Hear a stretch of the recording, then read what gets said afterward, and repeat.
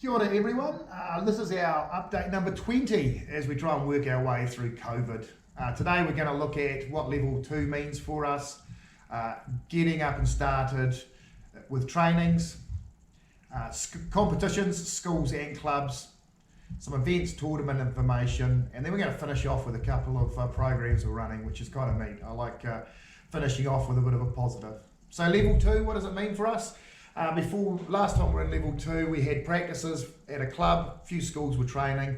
This time we're up and fully operational with schools and clubs. So please jump on the website, just familiarise yourself with our COVID-19 plan and our conditions of entry. Just as a reminder, we did divide the whole National Hockey Centre up into 6 zones, 5 turfs and the clubhouse. The zones are set up specifically so we don't cross over each other, with the aim to keeping us all safe and separate.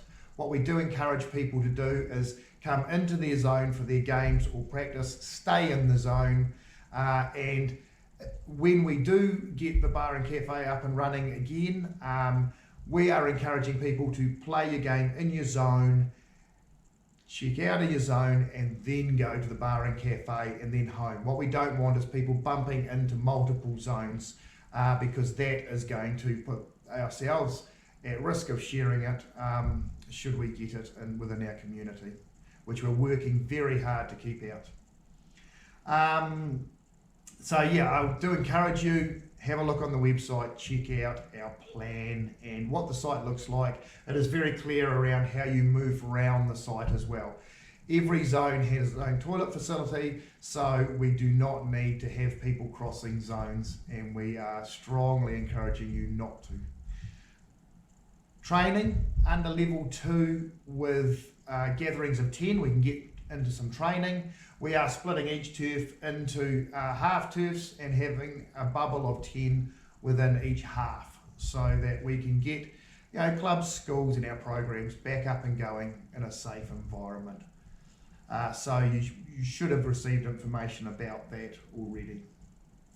With our competitions, in the school space, where we are working really hard so that we minimise the loss of games over the season. It's really important for us to provide that hockey experience and have people feeling like they've had a hockey season. And we believe we've got it down to 2 or 3 games in each competition. But we're also working really hard to provide catch-up opportunities, which is really exciting, and we've got some quite cool ideas. We're going to be coming out by the close of play on Monday with what those formats look like, and then we'll get draws and everything up around about that Thursday, Friday, the back end of next week. We also acknowledge that there's a lot of questions around fees for this year as well, as it has been very disruptive. Turf and umpire fee component to competition fees will absolutely be adjusted to reflect the number of games on offer. For primary and intermediate schools, a credit note will be issued to the schools, and for secondary schools, the reduced fee will be reflected in your college sport invoice. With our club competition, we had programmed to go through to the weekend of the 17th, 18th, finals day on the 17th. There are a couple of formats that we're looking at. If we can get back to hockey on the first weekend back next week, we believe we can still have our finals.